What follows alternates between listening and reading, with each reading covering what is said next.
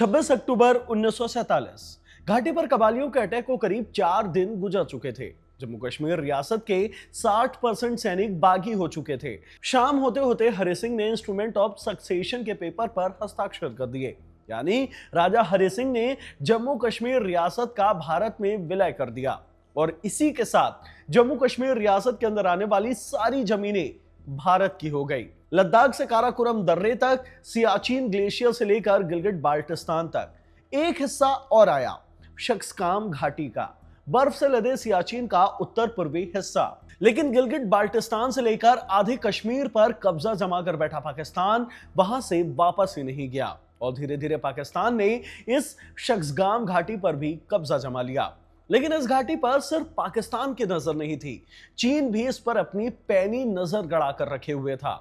1950 के दशक में चीन ने उस इलाके में धीमी घुसपैठ शुरू की।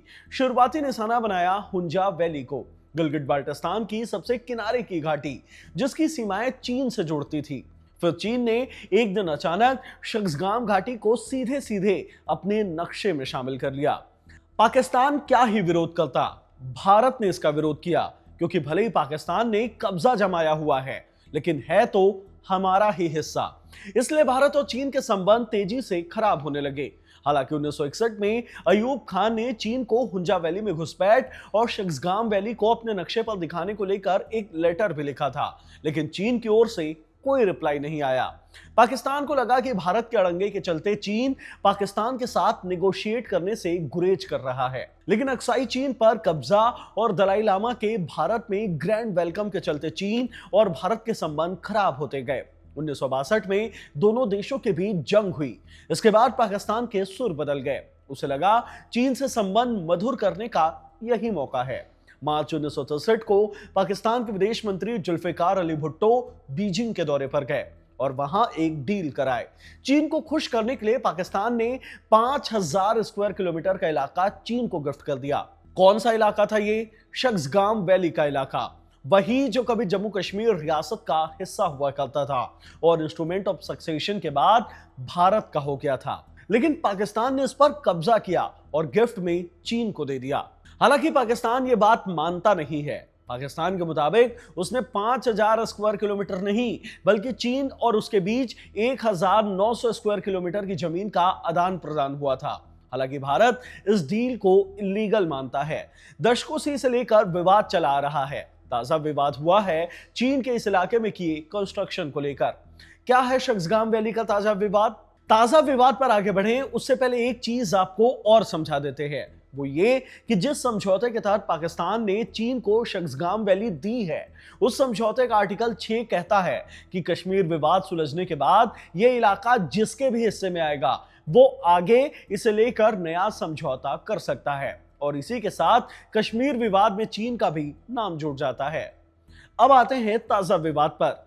वैसे तो पाकिस्तान के अंदर चीन के कई सारे प्रोजेक्ट चल रहे हैं, लेकिन अभी के विवाद से जुड़े 2 प्रोजेक्ट की बात कर लेते हैं। पहला है काराकोरम हाईवे और दूसरा है CPEC, चीन पाकिस्तान इकोनॉमिक कॉरिडोर। 1963 में जब पाकिस्तान ने शक्सगाम वैली को चीन को गिफ्ट कर दिया, उसके करीब 15 साल बाद 1978 में चीन ने उस इलाके में एक 1300 किलोमीटर लंबी सड़क बनाई जो चीन के शिनजियांग प्रांत के शहर काशगर को पाकिस्तान की राजधानी इस्लामाबाद से जोड़ती है।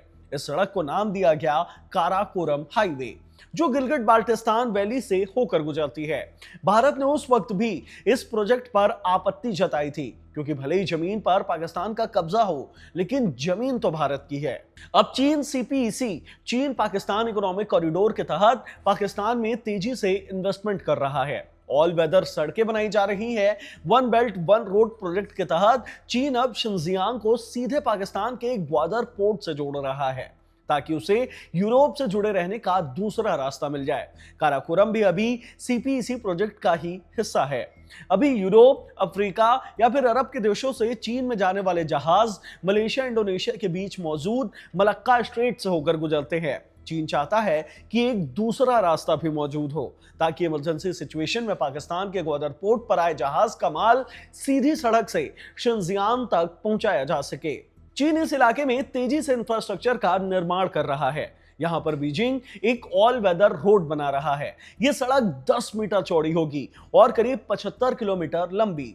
हाल ही में इस प्रोजेक्ट को लेकर भारतीय विदेश मंत्रालय से सवाल किया गया था। प्रवक्ता रणधीर जायसवाल ने जवाब देते हुए कहा कि शक्सगाम घाटी भारतीय क्षेत्र है। हमने 1963 में हुए तथाकथित चीन पाकिस्तान सीमा समझौते को कभी मान्यता नहीं दी।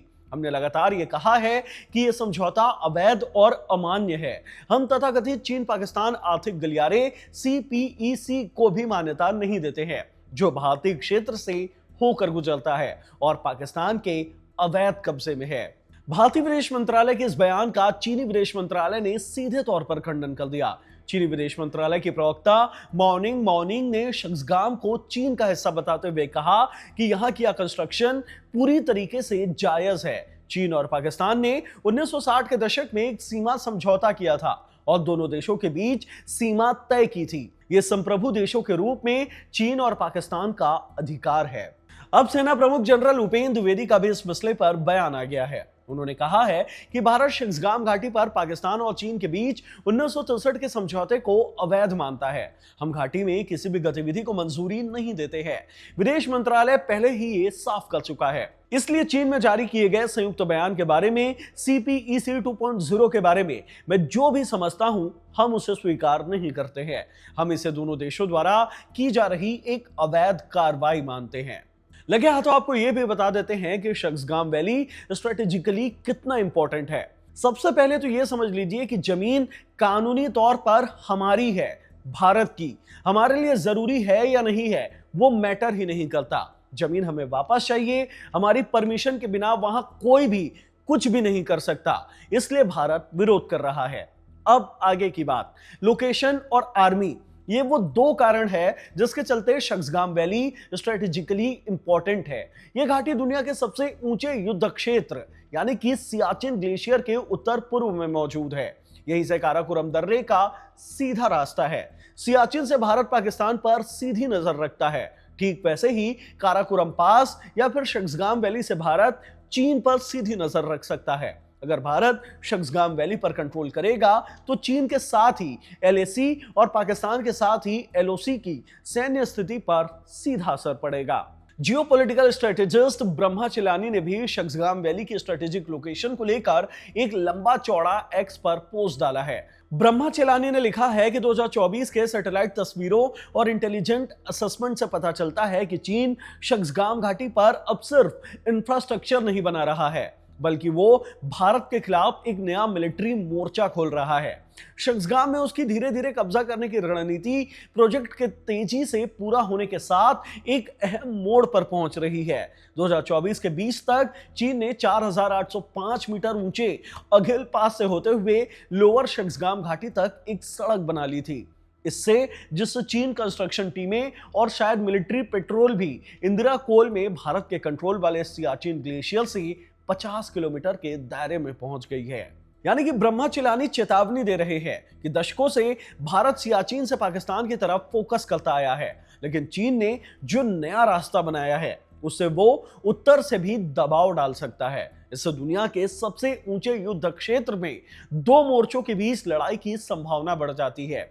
चीन की तेजी से बढ़ती गतिविधियां सियाचिन शक्सगाम काराकोरम ट्रायंगल को एक संभावित टकराव वाली जगह में बदल रही है।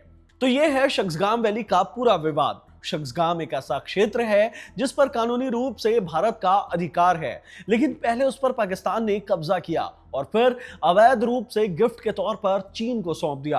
भारत ने कभी भी इस पर चीन या पाकिस्तान का दावा नहीं माना। भारत का मानना है कि वहां चीन और पाकिस्तान की मौजूदगी अवैध और गैर कानूनी है।